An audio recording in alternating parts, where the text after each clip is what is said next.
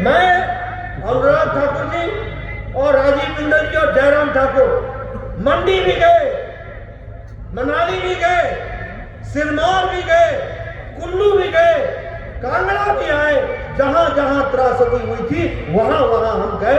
ये हम आपको बताना चाहते हैं। और आपको ये भी बताना चाहता हूं कि 22 जुलाई को मैं आया था और 22 जुलाई को उसी दिन प्रधानमंत्री जी ने बात की थी। हमने कहा हम जा रहे हैं, बोले हाँ जाओ, और गृह मंत्री जी आपको सूचना देंगे, और शाम तक 180 करोड़ रुपए यहाँ के राहत के लिए उसी दिन भेज दिया गया। अगस्त को नहीं, उसके बाद 10 जुलाई को फिर से 180 करोड़ रुपए दिए गए। 14 जुलाई को फिर से 180 करोड़ रुपए दिए गए। 1 अगस्त को मैं चाहूंगा पत्रकार मित्रों लिख लेना, जब आए मुख्यमंत्री तो पूछ लेना। 14 तारीख को 1 अगस्त को फिर से 400 करोड़ रुपए दिए गए, और वो दिए गए सड़कों के रख रखाव और रिपेयर के। और उसके बाद 7 अगस्त को फिर से 189 करोड़ रुपए दिए गए, और 20 अगस्त को फिर से 200 करोड़ रुपए भारत सरकार ने दिए। और इसके बाद 12 दिसंबर को 633 करोड़ रुपए दिए गए। इस तरीके से 1782 करोड़ रुपए हिमाचल को दिए गए, और सिर्फ राहत के लिए दिए गए। इसको बैक गियर लग गया।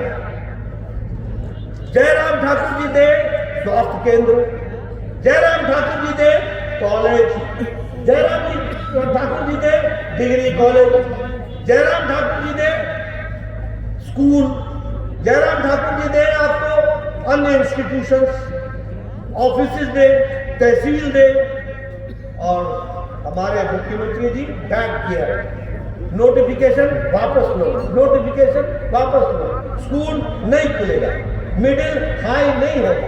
हुआ है कि नहीं हुआ है? नोटिफिकेशन वापस लिए कि नहीं लिए? मित्रों, अगर आपको याद ना हो तो मैं आपको बता दूं, 620 गवर्नमेंट के ऑफिसेज की नोटिफिकेशन वापस हुई है, 620। आपको मैं बता दूं 19 डिग्री कॉलेज कैंसिल हुए, 19 डिग्री कॉलेज। आपको मैं बता दूं 286 स्कूलों की नोटिफिकेशन वापस हुई। और छोड़ो, ये हिमकेयर चलाते थे जयराम ठाकुर जी, गरीबों को जो आयुष्मान भारत से बच गए थे उनको, गरीबों को ये हिमकेयर चलाते थे। पैसा जनता का ले लिया, आज 200 करोड़ रुपए का अस्पतालों को बिल देना पड़ा। सुकू भाई, सुकू भाई, 10 गारंटियां कितने भाई, सुकू भाई, सुकू भाई, 10 गारंटियां कितने भाई। आप 10 गारंटी की बात करते हो, मैं पूछता हूँ 300 यूनिट की बिजली का क्या होगा?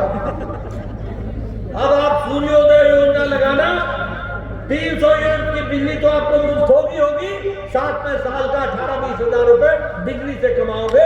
ये परिस्थिति आ सकती है। आप बताइए, हमारे लोग रेगुलराइज हो गए क्या? रेगुलराइज हो गए क्या? कर्मचारी रेगुलराइज हो गए? 1 लाख कैंडिडेटों को नौकरी मिल गई क्या? हर साल मिलने वाली नौकरी। मित्रों, ये काट की हांडी, जयराम ठाकुर जी और हमारे अनुराग ठाकुर जी दोनों गए थे, और दोनों जाकर के दोनों ने वहां प्रेस कॉन्फ्रेंस ली, तो गहलोत साहब बोलने लगे कि ये तो निराधार है। और फिर जो वोट मिले उससे ध्यान में आ गया कि राजस्थान की जनता ने इसको निराधार नहीं आधार मान लिया और आपकी छुट्टी कर दी। ये भी आपको समझ है। और ये DK सुरेश जो मेंबर पार्लियामेंट है, वो क्या कहता है कि GST का पैसा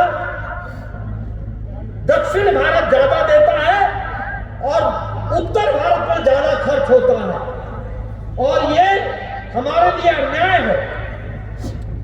वो भूल जाता है कि भारत एक है, पूर्व पश्चिम उत्तर दक्षिण ये सब एक है।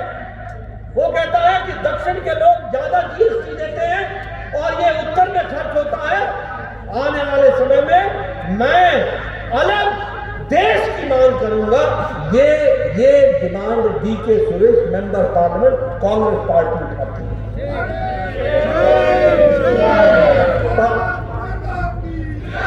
परसों ये स्टेटमेंट दी है, कल खड़गे साहब राज्यसभा में 1 घंटा 30 मिनट बोले, एक शब्द नहीं बोला, एक वाक्य नहीं बोला। वो खुद कर्नाटक से आते हैं। ऐसे देश चलता है क्या?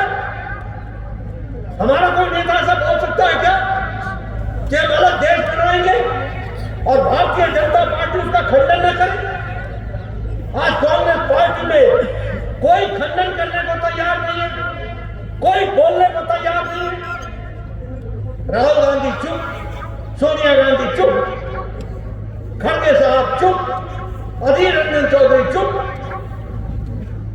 ये कैसी पार्टी है? बोलो, ये भारत जोड़ने निकले या तोड़ने निकले?